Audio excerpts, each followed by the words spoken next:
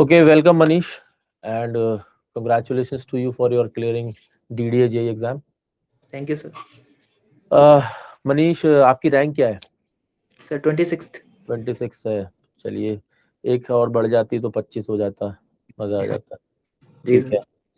है। मनीष, सबसे पहले तो मैं चाहता हूँ कि आप देखिए इस सेशन का एजेंडा समझेंगे, ठीक है ना। इस सेशन का एजेंडा, कई बार ऐसा भी होता है कि बहुत से ऐसे बच्चे हैं जो छोटी छोटी प्रॉब्लम्स की वजह से अपने एग्जाम में अच्छा नहीं कर पाते हैं, ठीक जी है। सर।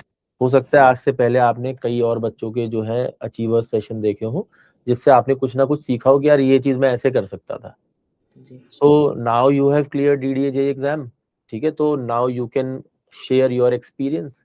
आप जी बता सर। सकते हैं कि यार मुझे ये प्रॉब्लम आती थी जब मैं पढ़ता था, और मैं इस प्रॉब्लम को ऐसे मैंने रीएडजस्ट किया अपनी लाइफ में, ठीक है ना। और दिस इज हाउ आई, धीरे धीरे मैंने ग्रो किया और अपने आप को थोड़ा सिविल इंजीनियरिंग के एस्पेक्ट से सिलेबस में थोड़ा स्ट्रॉन्ग करा, और फिर मैंने अपने पेपर को क्लियर किया, राइट। Yes sir. तो इस हम इस बारे में कुछ भी बात करें, लेकिन मैं चाहता हूँ कि सबसे पहले आप बेसिक शुरुआत करिए कि आप कौन हैं, कहाँ से आते हैं, क्या क्वालिफिकेशन है, कुछ बेसिक आइडिया अपने बारे में।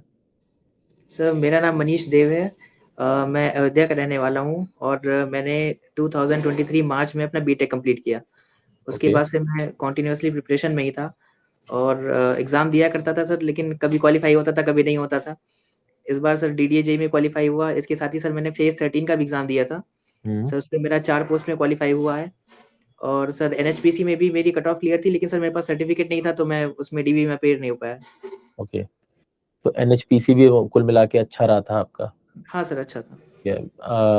डीडी आपने क्लियर कर ही लिया। कौन से एग्जाम ऐसे थे जिसमें आपको चैलेंज बहुत ज्यादा आया? सर चैलेंजिंग तो सर सबसे पहले तो एसएससी जेईई रहता है, क्योंकि सर जब शुरू में देता था तो वो एक अच्छे लेवल का पेपर है, तो हम्म। उसमें प्रॉब्लम आती थी। और सर ठीक है। एई लेवल के जो पेपर होते हैं वो भी ठीक-ठाक होते हैं, बहुत अच्छे होते हैं। हम्म। हम्म। ठीक है। आपने कभी सोचा नहीं मैं गेट का पेपर दूंगा या ईएससी का पेपर दूंगा? सर गेट का पेपर दिया था, लेकिन सर मतलब जब गेट का पेपर मैं तैयारी कर रहा था, तो मैं उतने उस हिसाब से अपने आप को सीरियस नहीं रख पाया था। उतनी तैयारी नहीं कर पाया, उतना कर नहीं पाया। तो सर उसमें हुआ ये कि मतलब क्वालीफाई तो मेरा हर बार हुआ, लेकिन मेरी रैंक नहीं आई गेट में। ठीक है। सर और गेट मतलब में देखिए जब 6000 7000 रैंक आती थी, तो उसका कोई मतलब नहीं था। का कोई मतलब नहीं था, ठीक है। तो आपको क्या लगता है कि क्या रीजन रहा कि किसी एग्जाम को अगर आपने दिया और उसमें आप अच्छा नहीं कर पाए, जैसे आपने बोला मैं बहुत सीरियस नहीं हो पाया या समथिंग लाइक दैट, तो वो क्या रीजंस रहते हैं आपके हिसाब से कि कोई एक स्टूडेंट या आप उस जगह पे जब थे तो नहीं कर पा रहे थे? सर सबसे बड़ा कारण मतलब मुझे जो मेरे बारे में लगता है ये था कि अंडर परफॉर्म करना, ठीक से रिवीजन नहीं करना, या सिलेबस को पूरा कंप्लीट नहीं हो पाना, हम्म। या बहुत ज़्यादा एग्ज़ाम को लेकर के सीरियस नहीं था। उसकी उतनी मतलब जो पीवाईक्यू प्रैक्टिस करने होते हैं उतने नहीं हम्म। कर पाया था, उतनी बार नहीं कर पाया था। हम्म। और बहुत सारे ऐसे सब्जेक्ट थे जो छोड़ करके चला गया था। ये बड़ी गलती की थी कि सब्जेक्ट छोड़ करके गया था। और ऐसा क्यों करते थे आप? सर क्योंकि मुझे लगता था कि जितनी मेरी प्रिपरेशन थी वो गेट के हिसाब से बहुत कम थी। मतलब मैं उतना टाइम नहीं दे पाया, उतना ज़्यादा क्वेश्चन प्रैक्टिस नहीं कर पाया। नहीं, मतलब आप कम क्यों दे पाए? मतलब आपने जानबूझ के तो ऐसा नहीं किया होगा कि मैं टाइम कम देता हूँ चलो, है ना? कोई वजह ही रही होगी। सर सीरियस नहीं था, यही कह सकता हूँ। मतलब उतना, ओके। और क्वेश्चन को समझने में भी जैसे गेट एक बहुत अच्छे लेवल का पेपर है, तो क्वेश्चन को समझने में भी टाइम लगना, या मुझे टाइम। लगा कि गेट छोड़ करके अभी मुझे एजेई में फोकस करना चाहिए, बाद में गेट कर ठीक है। लेंगे। ठीक है। तो मतलब अच्छा, पहले आपने गेट पे थोड़ा सा ध्यान दिया, लेकिन आप उतना सीरियसली नहीं ले रहे थे चीजों को। धीरे धीरे समझ में आया कि सीरियसली भी लेना पड़ेगा। फिर आपने हाँ। एक ऑल्टरनेटिव सोचा कि मैं अभी एईजे एग्जाम देता हूँ, उसको क्लियर करता हूँ, फिर गेट का पेपर इन फ्यूचर दे दूंगा। जी, सर ठीक है। मुझे तो लगा कि उसके लिए मुझे परफॉर्म ज़्यादा करना पड़ेगा, अभी मैं उतना तैयार नहीं हूँ। अच्छा, ठीक है। तो अब प्रिपेयर करने के लिए क्या करते थे, कैसे प्रिपेयर करते थे? कहीं किसी कोचिंग में जाके प्रिपेयर करते थे, सेल्फ स्टडी करते थे, कोई किताब थी, कॉलेज से करते थे, कैसे करते थे? सर कॉलेज में तो पढ़ाई करते थे, लेकिन सर मतलब कॉलेज की प्रिपरेशन उतना बच्चे सीरियस नहीं हो पाते कि हम्म। वो कॉम्पिटिशन को क्लियर करें। हम्म। सर बाद में एक कोचिंग मैंने ली थी, जहाँ से मैंने अपने नोट्स को कंप्लीट किया था। ठीक है। लेकिन फिर जैसे मैंने आपको बताया सर, गेट की कोचिंग ली थी, तो सीरियस उतना था नहीं, उतना ज़्यादा रिवीजन प्रैक्टिस कर नहीं पाया। ठीक लेकिन है। ये था सर कि वहाँ से मेरा कोर्स एक बार पूरा हो चुका था। ठीक है, फिर से मतलब जब आपने अपने कॉन्सेप्ट को थोड़ा बिल्ड कर लिया था। हाँ, कॉन्सेप्ट्स को बिल्ड कर दिया था, और ठीक है। कम से कम सिलेबस तो मेरा एक बार पूरा हो गया था। फिर सर जब इनका एईजे का एग्ज़ाम्स का वो देखा हम्म। पैटर्न और उनके क्वेश्चंस, तो मुझे लगा कि ये कर सकते हैं। हाँ। तो मुझे लगा तो कि इसमें जैसे आपने जब गेट का पेपर दिया होगा या गेट की तैयारी करी होगी, तो वहाँ तो क्वेश्चंस की अप्रोच और बहुत सारी चीज़ें अलग होती हैं।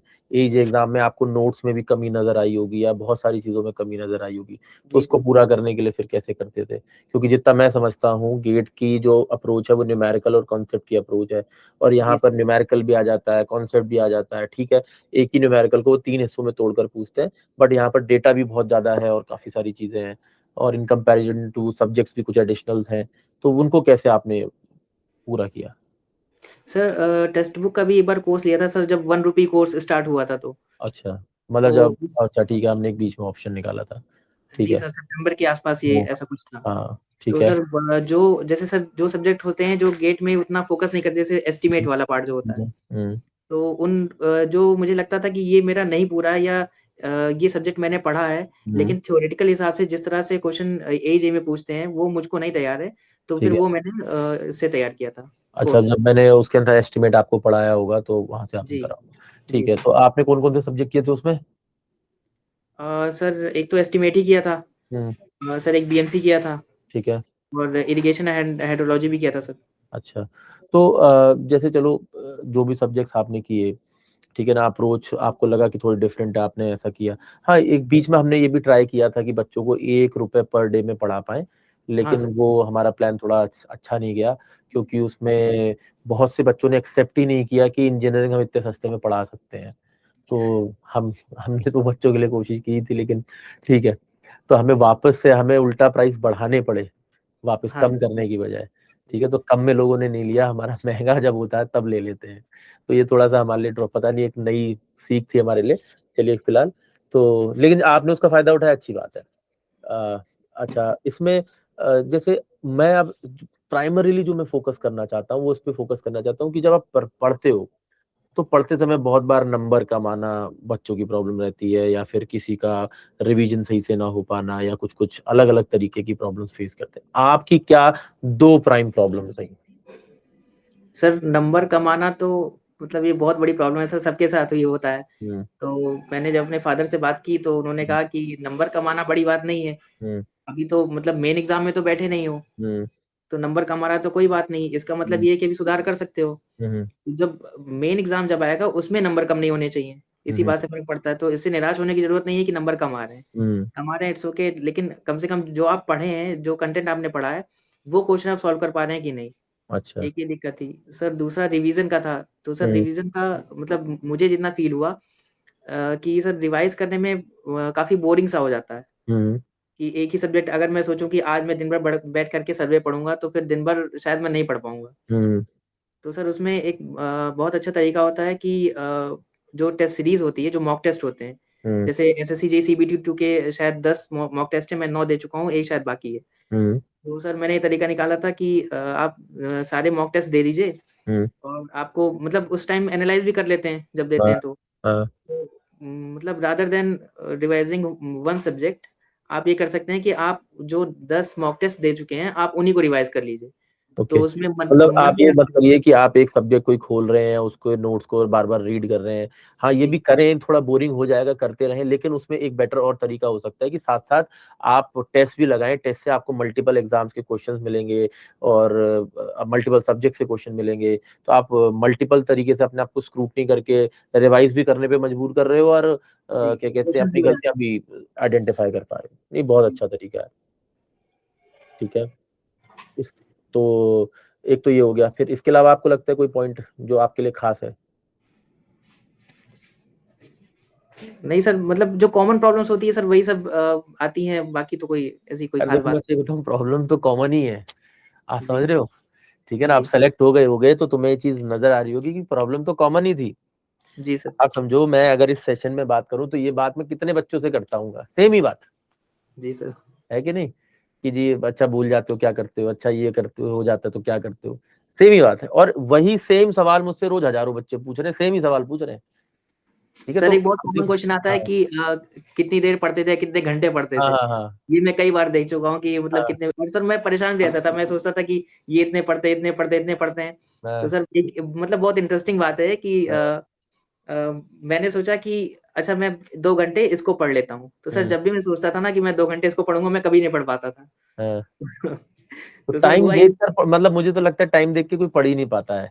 अगर नहीं आप स्कूल अपना टारगेट बनाइए कि आज मुझे इतना ये पढ़ना है, फिर उसमें आधा घंटा लग जाए तो 2 घंटा, आप फिर टाइम को नहीं देखते हो। जब टाइम बाउंड कर लेते हो अपने आप को, तब दिक्कत आ जाती है।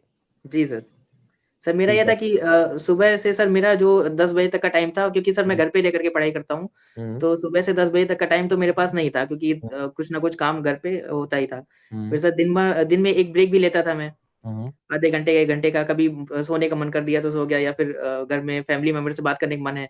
और सर हम्म। शाम को 2 घंटा मैं टहलने जाता था। मतलब मंदिर। पास में एयरपोर्ट है, तो फिजिकल एक्टिविटी थोड़ी-सी। आपके यहाँ तो देश का सबसे बड़ा मंदिर है, तो आप तो मंदिर टहलाते होगे। जी सर। वैसे मैं पिछले साल आया था अयोध्या, जी। एंड काफी अच्छी जगह, अब तो बहुत अच्छी डेवलप भी हो रही है, और काफी खूबसूरत है अयोध्या भी, मंदिर भी, और सब कुछ जगह बहुत अच्छी होती जा रही है। देखकर जी कभी सर। कभी हम वीडियोस में देखते हैं, रील्स में देखते हैं, तो बड़ा अच्छा लगता है। और कभी उम्मीद करते हैं कि इस साल फिर कभी मौका मिलेगा हमें आने का। ठीक है। बिल्कुल सर। तो हाँ, मतलब बहुत बेहतरीन जगह है, काफी अच्छा लगता है। तो मतलब उससे पहले तो कभी हमने शायद सोचा ही नहीं था कि हम कभी अयोध्या जाएंगे। फिर मंदिर जब बनने के हम करीब 2-3 महीने बाद ही चले गए थे, होली के बाद का शायद समय था। थोड़ा सा गर्म हो गया था, काफी गर्म बहुत हो जाता है आपके यहाँ, बस थोड़ा सा दिक्कत हमें ये लगी। ठीक है, लेकिन मजा आया। और सर फिर से आइए सर। फिर से भी आएंगे यार, फिर से भी मजा, मतलब मेरे को तो ऐसा लगता है कि 2-3 साल में एक आध बार चले ही जाना चाहिए। जगह में अपने आप में एक थोड़ा सा अच्छा, मतलब वो एक पॉजिटिव एनर्जी मुझे भी लगती है वहां पर। अब देखिए, बाकी जी तो अपने मानने की बात है, लेकिन हमें काफी अच्छा लगता है। ठीक है। जी सर। तो हमारे यहाँ तो वैसे भी बहुत मंदिर है, जैसे हम लोग हल्द्वानी उत्तराखंड में रहते हैं, तो ऊपर बहुत ही मंदिर है। लेकिन आप उत्तराखंड में जाओगे तो मंदिर ही मंदिर है। हमारे जस्ट पास में आपने बहुत फेमस मंदिर सुना होगा, नीम करोली कैंची जी सर। मंदिर। तो जी हमारे जी। घर से 30-35 किलोमीटर है। तो क्या कहते हैं, काफी लोग आते हैं वहाँ भी। तो लेकिन ये है कि राम मंदिर से बड़ा तो खैर मंदिर नहीं है कोई। तो काफी अच्छा लगता है, मतलब अयोध्या से अभी वैसे तो मैं शुरुआत में बात करना चाह रहा था, लेकिन मैंने कहा चलिए पहले एजेंडा पे फोकस करते हैं कि यार, क्योंकि देखो ये बच्चे क्या है ना, प्रॉब्लम रॉकेट साइंस नहीं है। देखिए, प्रॉब्लम वही छोटी छोटी आती है, जैसे आपने बोला कि सर कॉमन ही है वही। अब वो क्या होता है, जब हम सेलेक्ट हो जाते हैं, जैसे अब मैं यहाँ पे बैठा हूँ एज अ टीचर, तो बच्चों को लगता है कि यार ये जो बता रहा है तो इसको तो अब पता ही होगा, इसलिए बता रहा है। ठीक है। तो कभी कभी मैं इस सेशंस के माध्यम से, आप लोगों के माध्यम से, जो बच्चे सेलेक्ट हो जाते हैं उनके माध्यम से उसी चीज को कन्वे करने की कोशिश करता हूँ। क्योंकि शायद हो सकता है मैं बताऊं तो समझ जाए, मेरे से नहीं समझे आपसे समझ जाएंगे, आपसे नहीं समझे किसी और से समझ जाएंगे। तो क्योंकि अल्टीमेटली गोल यही है कि कोई ना कोई हमारी किसी ना किसी एक बात से कुछ अच्छा सीख जाए, और अपनी जो भी उनके सपने उनको पूरा कर ले। ठीक है ना। तो अब मुझे लगता है आपका अयोध्या से निकलकर दिल्ली आने का समय भी हो गया है। तो जी हम सर। दिल्ली में ही रहते हैं फिलहाल हम भी। ठीक है ना। और शायद आप दिल्ली में मेरे आसपास ही रहेंगे, क्योंकि डीडीए की जो कॉलोनीज है वो भी मेरे घर से काफी पास है, 3-4 किलोमीटर के डिस्टेंस पे ही है। जी सर। तो ठीक है, कभी दिल्ली में कोई दिक्कत लगे तो आप बता सकते हैं मुझे। अभी मैं आपको अचीवर्स ग्रुप में भी ऐड कर दूंगा। ठीक है ना। जी तो सर। अचीवर्स ग्रुप में भी जो और बच्चे सेलेक्ट हुए हैं वो भी होंगे, या पास्ट में कोई सेलेक्ट हुआ है तो वो भी होगा। कोई प्रॉब्लम आप फेस कर रहे हो तो एक दूसरे से कांटेक्ट भी कर सकते हो, बातचीत भी कर सकते हो, एक दूसरे की हेल्प भी कर सकते हो। ये जी मैंने सर। बेसिकली एक ग्रुप बना रखा है ताकि एक कम्युनिटी बन जाए सिलेक्टेड इंजीनियर्स की, जो अलग अलग डिपार्टमेंट में अलग अलग जगहों पर काम कर रहे हैं। एंड कोई एक जगह से दूसरी जगह में कोई प्रॉब्लम फेस कर रहा है तो you can help each other, है ना। जी सर। हाँ, तो ये भी सही है। बाकी आपको लगता है कोई पॉइंट आप कहना चाहते हो? और सर एक पॉइंट ये भी इम्पोर्टेंट है कि सर सबसे पहले तो सिलेबस कंप्लीट होना चाहिए। हम्म, क्योंकि सर बहुत बार ऐसा होता है कि हम लोग सिलेबस सोचते हैं कि ये तो कहाँ ही इम्पोर्टेंट होगा। हम्म, तो सर जब मैं भी टेस्ट सीरीज़ लगाता था, तो उसमें सर कभी-कभी ऐसे भी क्वेश्चन आते थे कि लगता था कि मतलब ये क्वेश्चन कौन से टॉपिक का है? हम्म, तो ऐसा भी समझ में आता था। हम्म। फिर सर ऐसा होता है कई बार कि हम लोग सिलेबस को पूरी तरीके से डिटेल में नहीं पढ़ते हैं, शॉर्टकट में पढ़ लेते हैं। हाँ तो सर। चल ठीक है, ये तो क्या इंपॉर्टेंट होगा हमें। देखो, ये एक बहुत इंपॉर्टेंट पॉइंट है, शायद मुझे जो लगता है निकल के आया। क्योंकि बहुत बच्चों से मैंने एग्जाम के रिजल्ट्स के बाद बात करी है, खासकर एसएससी के रिजल्ट्स के बाद। तो बहुत से बच्चों ने मुझे बताया कि मैं सिर्फ पीवाईक्यू लगा कर चला गया था। बहुत से ने मुझे बताया कि मैंने वहां से नोट्स डाउनलोड कर लिए थे, वहां से मैं बस नोट्स देख कर चला गया था। तो मुझे समझ में नहीं आया कि यार ऐसे कैसे, मतलब आप इतने कॉन्फिडेंट हो या ओवर कॉन्फिडेंट हो, मुझे समझ में नहीं आई ये बात। इसमें मैं क्या कहूँ। आपने सिलेबस को पढ़ा नहीं, इंजीनियरिंग, आप सिविल इंजीनियरिंग का पेपर देने जा रहे हैं, आपने कंटेंट को पढ़ा नहीं है, आपने कॉन्सेप्ट्स को सीखा नहीं और आप एक्सपेक्ट कर रहे हैं कि आप पेपर देकर निकाल कर आ जाएंगे। जो 2-2 साल से लगे पड़े हैं बच्चे, जो पूरा निचोड़ गए हैं पूरी इंजीनियरिंग को, आप तो उनको क्या साबित कर पता नहीं। ठीक है, सर ठीक इसमें एक बहुत बड़ी खासियत सर टेक्स्ट बुक की है, क्योंकि सर मुझे एक चीज़ टेक्स्ट बुक में दिखी कि है। जब मॉक टेस्ट लगाते हैं सर, हम्म। तो जो चीज़ हम लोग जैसे पूरा टॉपिक पढ़ते हैं, तो जो चीज़ हम लोग छोड़ देते हैं कि कहाँ इंपॉर्टेंट होगा, सर टेक्स्ट बुक में वही क्वेश्चन आता है मॉक टेस्ट में। नहीं, हम जैसे टेस्ट जब बनाते हैं ना, तो 2 बातों का ध्यान रखते हैं। एक, एग्जाम के डिफिकल्टी लेवल से 2 लेवल अप रखते हैं टेस्ट को, ठीक है ना, क्योंकि एग्जाम कभी-कभी बहुत ज्यादा टफ भी आ जाता है, ठीक है, तो हमें तो वर्स्ट कंडीशन के लिए तैयार रहना है। और दूसरा, हम एक बात अच्छे से जानते हैं कि बहुत से पार्ट ऑफ द सिलेबस, आप देखिए, आप जब तैयारी कर रहे हैं तब आप ये जानते हैं कि यार इस पार्ट को मैं इग्नोर कर देता था। जी, आप सोचो, मैं 10 साल से पढ़ा रहा हूँ, तो मुझे तो आइडिया होगा ही कि आप इस पार्ट को छोड़ देते हो, जी सर। है ना। और ऐप में हमें ये भी पता चलता है किस क्वेश्चन को बच्चे स्किप कर रहे हैं, किसको गलत कर रहे हैं क्वेश्चन को, किसको सही कर रहे हैं। तो आइडिया लग जाता है कि कहाँ पर कैच है और कहाँ पर आप गलती करोगे, कहाँ आप छोड़ोगे। तो टेस्ट में अगर आपको नंबर स्कोर करना है, तो आपको उस सवाल का जवाब देना ही पड़ेगा, हाँ, और हम वही सवाल रखते हैं फिर, इसीलिए यही एक क्राइटेरिया फॉलो कर करके हमने अभी देश की सबसे अच्छी टेस्ट सीरीज डिजाइन कर ली है। अब देखिए, जहां तक मैं समझता हूँ, जितने भी स्टूडेंट से मेरी बात होती है, नहीं भी होती है, हर जगह से मैं यही अभी सुन पाता हूँ, बाकी हो खराब भी हो सकती है बात, कि टेस्ट सीरीज अगर है तो इंडिया में सब बच्चे टेक्स्ट बुक की ही लगाते हैं, ठीक हाँ है। तो सर। वो उसका एक रीजन है कि उसको इस तरीके से बना रहे हैं, हम सालों से बना रहे हैं। और चाहे उसकी बुक्स हैं हमारी, चाहे हमारी क्लासेस हैं, चाहे मेरे नोट्स हैं, सारी चीजें एक ही सिंक में बन रही हैं, ताकि बच्चा क्लास से पढ़े, चाहे टेस्ट से पढ़े, चाहे सबसे पढ़े, चाहे बुक से पढ़े, जहां से भी पढ़े उसे अच्छा ही मिले और वो ग्रो ही करे। सर एक चीज़ मैंने और फ़ील की है कि जो लाइव टेस्ट आते हैं टेक्स्ट बुक के, वो बहुत ही मतलब सेम पैटर्न के होते हैं, लगभग एग्ज़ाम के लेवल के ही होते हैं। तो अगर उसमें आपके परफ़ॉर्मेंस अच्छी आ रही है, तो फिर आप एक्सपेक्ट कर सकते हैं कि एग्ज़ाम में भी अच्छा ही आएगा। हम्म। हाँ मॉक देखिए, टेस्ट थोड़े-से ऊपर हो सकते हैं, हाई लेवल के हो सकते हैं, लेकिन जो लाइव टेस्ट होते हैं, वो लेवल के होते हैं। हाँ, लाइव टेस्ट को भी थोड़ा सा इस तरीके से बनाते हैं, क्योंकि लाइव टेस्ट में क्या होता है कि आप मान के चलिए एग्जाम देने बैठे हुए हैं, जी, तो उसमें हम चाहते हैं कि बच्चा बिल्कुल एग्जाम की ही फीलिंग ले ले, ठीक है। और बनाने के लिए भी क्राइटेरिया क्या रखा है, जैसे 5 साल के पेपर लेते हैं, उसमें सब्जेक्ट वाइज का डिस्ट्रीब्यूशन करते हैं, और फिर उसका डिफिकल्टी लेवल निकालते हैं हर सब्जेक्ट का, ठीक है ना, ईयर वाइज भी और सब्जेक्ट वाइज भी, उसी के हिसाब से फिर वो लाइव टेस्ट को बनाते हैं, ताकि आपका जो क्वेश्चन है या टॉपिक है या डिफिकल्टी लेवल है, वो बिल्कुल एग्जाम को मैच करे। तो वो क्राइटेरिया हमने बना रखे हैं, और अल्टीमेटली कहीं ना कहीं मुझे उसका इम्पैक्ट नजर भी आता है बच्चों से बात करके, और इसीलिए हम उसको कंटिन्यू भी रख रहे हैं, ठीक है। सर बाकी अभी आपको। सीबीटी 2 का चल भी रहा है शायद, अभी देना भी है मुझे हम्म। लाइव टेस्ट, तो उसका सही भी। है, सीबीटी 2 के भी, जी सर। ठीक है। बाकी दिल्ली आ जाओ, टहलते हैं, घूमते हैं, ठीक है। ठीक है, और बाकी डीडी अच्छी जगह है काम करने के लिए, बहुत लोग हमारे पहले से वहाँ काम कर रहे हैं, और आपको मज़ा भी आएगा। दिल्ली अपने आप में शहर है, ठीक है ना, अयोध्या जैसा तो नहीं हो सकता खैर, ठीक है, लेकिन ये है कि हाँ, वैसे अपने आप में शहर है, ठीक है, और आपको काफ़ी कुछ सीखने को यहाँ मिलेगा, ठीक है। चलिए, तो आगे बढ़ते रहिए, सीखते रहिए, और इन फ्यूचर भी अगर कोई एग्जाम देने का प्लान है तो उसको भी दीजिए। सर अभी तो एसएससी जेईई अटेम्प्ट करना है सर, क्योंकि 140 मार्क्स हैं प्री में, हम्म। और मेंस के लिए करना है सर, फिर इसके बाद ईएससी भी करने का प्लान है। देखो, जहां भी दिक्कत आपको लगती है, आप लगता है कि आप फंस रहे हो, आप मुझे बता सकते हो। जहां तक मेरी रीच होगी, मैं वहां तक आपकी हेल्प कर दूंगा, और जहां मेरी रीच नहीं होगी, वहां पर बता दूंगा, जिसकी रीच है आप उससे ले लेना हेल्प, है ना। तो ये हो सकता है, बस यही तरीका है शायद, मुझे लगता है। और बाकी तो मैं क्या ही कह सकता हूँ फिर। ठीक है, लेकिन ये है कि बधाई हो आपको और आपके परिवार को। परिवार मुझे लगता है काफी खुश भी होगा, और आपको इसकी जो मल्टीप्लिकेशन फैक्टर्स हैं, कि किस तरीके से जिंदगी में आपकी मेहनत आपको कितनी आगे तक ले जाती है, वो समय के साथ आपको देखने को मिलेगी। अच्छा, डीडीएम में खूबसूरत बात यह है कि प्रमोशन भी 3-4 साल में ही हो जाता है, बाकी और एसएससी से जाते हैं, रेलवे से जाते हैं, तो 8-9 साल में प्रमोशन होता है, ठीक है हाँ ना। सर, ये तो तो बड़ा अट्रैक्टिंग है सर।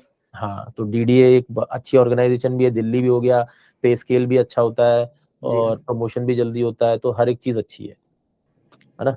और दिल्ली में फिर आपके डीडीए के अपने फ्लैट्स भी बने हुए हैं, तो टाइम के साथ आपको एक फ्लैट भी अलॉट हो जाएगा, ठीक है। तो दिल्ली में जितना रेंट नॉर्मली लोग देते हैं, आपका उससे 1/3 लगेगा, ठीक है। तो वो भी आपके लिए एक अच्छी बात है ना। करते रहिए, चलिए, ठीक है, Manish, and have a good day, thank you sir. Have a bright future.